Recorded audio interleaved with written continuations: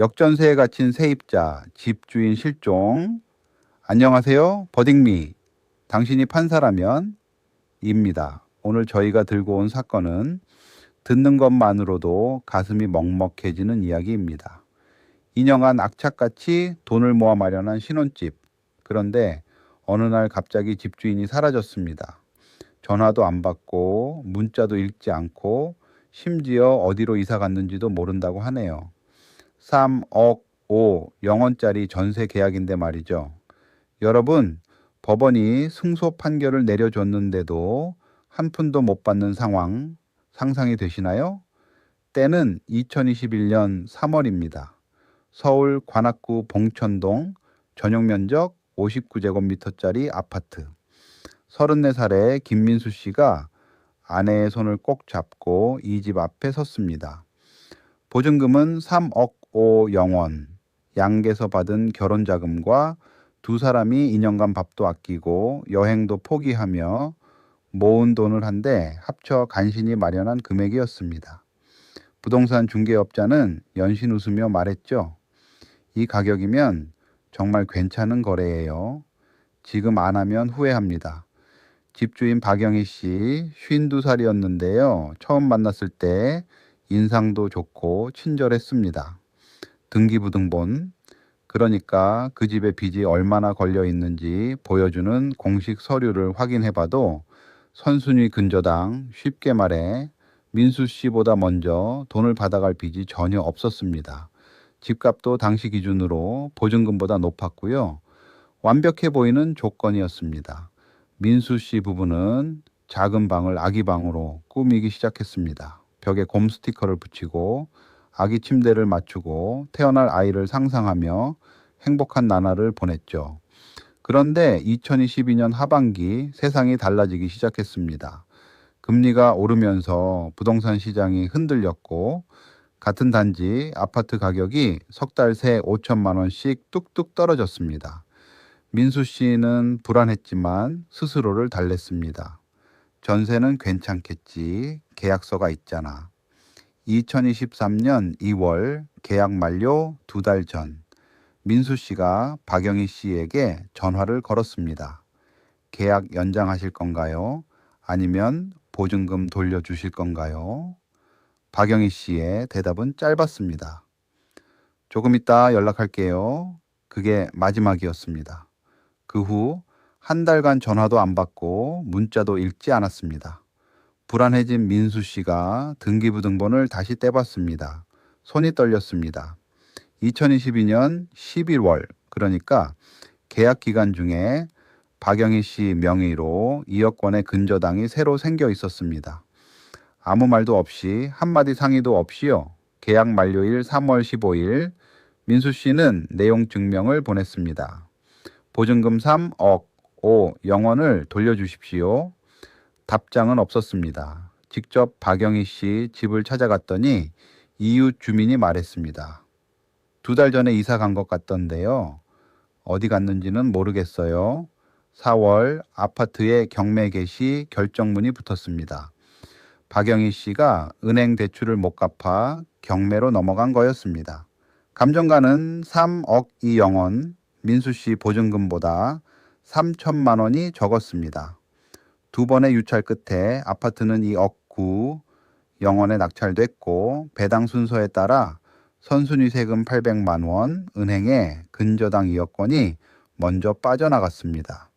민수 씨에게 남은 건 8,200만 원 뿐이었습니다. 3억 5영원 중 2억 6, 800만 원이 공중으로 사라진 겁니다. 갓 태어난 아기를 안고 민수 씨는 밤마다 잠을 이루지 못했습니다. 자, 이 사건의 핵심은 바로 이겁니다. 경매로 일부 금액을 돌려받았다고 해서 집주인의 나머지 보증금 반환 의무가 사라지는 건가 아닌가?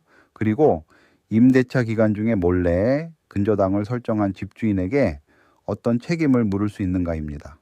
이게 왜 중요하냐고요? 지금 이 순간에도 전국 수만 명의 세입자들이 비슷한 상황에 처해 있거든요. 이 판례 하나가 그들 모두에게 기준이 될 수 있습니다. 민수 씨 입장에서 한번 생각해 보겠습니다. 그는 계약 직후 주민센터에서 확정일자를 받았습니다. 확정일자란 쉽게 말해 이 날짜에 이 금액으로 전세 계약이 있었다는 것을 국가가 공식적으로 도장 찍어주는 겁니다. 이걸 받아두면 경매 때 돈을 돌려받을 순위가 생기거든요. 민수 씨는 할 수 있는 건 다 한 겁니다. 게다가 계약 당시엔 아무런 빚도 없던 집이었습니다. 집값도 보증금보다 높았고요.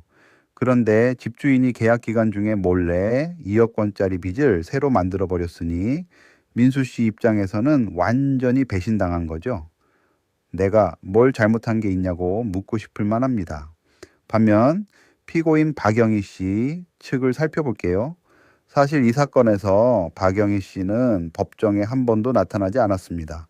소송 서류 수령도 거부했고 소재도 파악되지 않았습니다. 압류할 재산도 없는 상태였죠. 법적으로 말하자면 박영희 씨도 부동산 시장 폭락의 피해자라고 주장할 여지가 없진 않습니다. 집값이 갑자기 떨어져 자신도 어쩔 수 없었다는 논리인데요. 하지만 임대차 기간 중 몰래 근저당을 설정하고 연락을 끊은 건 어떤 논리로도 정당화하기 어렵습니다. 여러분은 어느 쪽 손을 들어주시겠습니까? 지금 버딩미 블로그에서 직접 투표해 보실 수 있습니다. 원고 민수 씨의 청구대로 전액을 인정해야 한다. 혹은 경매 배당으로 일부를 받았으니 책임은 제한되어야 한다. 두 가지 선택지인데요. 투표에 참여하신 분들께만 실제 판결이 공개됩니다. 과연 법원은 어떤 결론을 내렸을까요? 지금 바로 투표 먼저 해보세요. 5초면 됩니다. 자, 드디어 실제 판사는 어떤 결정을 내렸을까요? 재판부는 원고 민수 씨의 손을 들어줬습니다. 판결문의 첫 문장이 인상적이었습니다. 임대차 계약은 신뢰를 기반으로 한다. 피고는 그 신뢰를 저버렸다. 재판부는 민법 제618조를 인용했는데요. 이 조문은 이렇게 말합니다. 임대차가 종료한 때에는 임대인은 보증금을 반환하여야 한다. 경매 배당으로 일부를 받았다고 해서 집주인의 나머지 반환 의무가 사라지는 게 아니라는 겁니다. 박영희 씨는 여전히 민수 씨에게 2억 6, 800만 원을 갚아야 할 의무가 있습니다. 재판부는 박영희 씨의 근저당 설정 행위도 강하게 비판했습니다. 법적으로 집주인이 담보 대출을 받는 걸 금지하는 조항은 없습니다. 하지만 세입자에게 알리지 않고 몰래 설정한 건 신의성실 원칙, 쉽게 말해 사람이라면 마땅히 지켜야 할 기본 도리에 반한다고 봤습니다. 판결 결과는 원고 전부 승소, 피고는 2억 6, 800만 원과 지연 손해금을 지급하라였습니다. 그런데 여기서 이 판례의 가장 씁쓸한 대목이 나옵니다. 재판부도 판결문에 이례적인 문구를 직접 남겼습니다. 원고가 승소 판결을 받더라도 피고에게 강제 집행할 재산이 없다면 실제 금전 회수는 어려울 것이다. 법원 스스로도 인정한 겁니다. 민수 씨는 이겼습니다. 하지만 박영희 씨는 행방불명이고 압류할 재산도 없습니다. 승소 판결을 받은 지 1년이 지나도록 단 한 푼도 추가로 받지 못했습니다. 그는 지금도 월세 80만 원짜리 좁은 투룸에서 살고 있습니다. 그렇다면 이 사건이 우리에게 주는 교훈은 무엇일까요? 첫째, 전세보증보험은 선택이 아닌 필수입니다. 민수 씨가 당시 보험료가 아까워 가입하지 않았다고 했는데요. 전세보증보험에 가입했더라면 보증금 전액을 보험사로부터 먼저 돌려받고 보험사가 집주인을 상대로 구상권을 행사했을 겁니다. 연간 보험료는 보증금의 약 0.1에서 0.2% 수준입니다. 3억 5 영원 기준으로 1년에 35만 원에서 70만 원 정도인데요.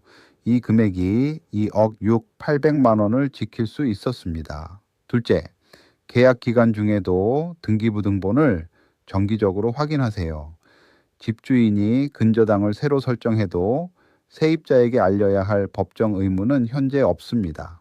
그러니 6개월에 한 번, 최소한 1년에 한 번은 직접 확인해야 합니다. 인터넷 등기소에서 700건이면 떼볼 수 있거든요. 셋째, 확정일자와 전입신고는 계약 당일 또는 이사 당일 바로 하세요. 하루라도 늦으면 권리 순위가 뒤로 밀릴 수 있습니다. 알아두면 반드시 도움이 됩니다. 이런 상식 하나가 평생의 돈을 지켜줄 수 있으니까요. 당신이라면 어떤 판결을 내리셨을까요? 법은 민수 씨의 손을 들어줬지만 현실은 냉혹했습니다. 승소 판결이라는 종이 한 장과 돌아오지 않는 2억 6,800만 원 사이에서 그는 오늘도 월세를 내고 있습니다. 이 사건이 마음에 걸리신다면 버딩미를 구독하고 주변에 공유해 주세요. 여러분의 공유 하나가 누군가의 3억 5 영혼을 지켜줄 수 있습니다. 다음 판례에서 만나요.